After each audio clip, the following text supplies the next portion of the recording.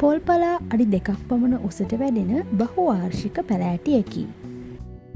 මෙය පහසුවෙන් හඳුනාගත හැක්කේ සෑම පත්‍ර නටුවක් අසලින්ම පාහේ සුදු පැහැති මල් ශාකය පුරාම දක්නට ලැබෙන බැවිනි.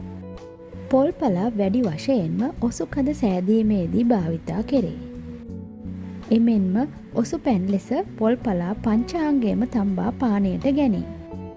විශේෂයෙන්ම මුත්‍රා දැවිල්ල, මුත්‍රා අඩස්සිය, මුත්‍රා ගල් ආදී රෝගවලදී පොල්පලා දිව ඔසුවක් බඳුය. මීට අමතරව කැස්ස, ඇදුම, පේනස ආදී රෝගවලදී මෙන්ම පාචනය, අතිසාරය, හෘද රෝග, පාණ්ඩුව, සර්පදර්ශන, ගොනෝරියා ආදී රෝග රැසකට පොල්පලා පංචාංගයේ ඔසු ලෙස භාවිතා කෙරේ. මුත්‍රා රෝග සඳහා පොල්පලා පංචාංගයේම තම්බා පානයට ගැනීම සුදුසු නමුත් මෙය නිරන්තරයෙන්ම දිනපතා භාවිතයට සුදුසු නොවේ. එමෙන්ම ශ්වාස රෝග වලට දැවෙන ශාකයේ දුම ආග්‍රහණය කිරීම කරනු ලැබේ. කැස්සට පොල්පලා චූර්ණය මේසැහැදි එකක් නටන උණු වතුර කෝප්පයකට දමා සීනි දමා තේමෙන් පානය කිරීම ගුණදායකයි. මෙය ආහාර ජීර්ණ පද්ධතියට ඉතා ගුණදායකයි. ආමාශීය විස ඉවත් කිරීමට මෙය උපකාරී වනවා සේම පරිවෘත්තීය වැඩිදියුණු කරයි.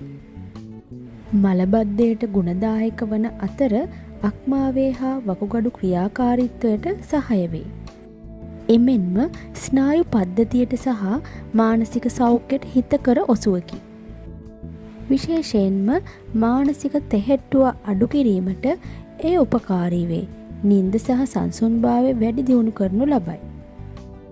පොල්පලා තම්බා පානය කිරීම විශේෂයෙන්ම පණු රෝගවලට ගුණදායක බව සැලකේ.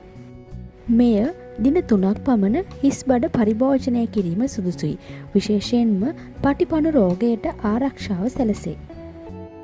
මෙම ඔසු භාවිතයේදී විශේෂයෙන්ම ආයුර්වේදීය වෛද්‍යවරයෙකුගේ උපදෙස් ලබාගෙන පරිභෝජනය කිරීම වඩාත් සුදුසුයි.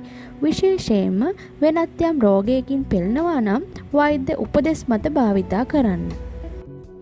ඔසු පිළිබඳ තවත් වටිනා තොරතුරු දැන ගැනීමට ඔසු YouTube channel එක subscribe කරන්න.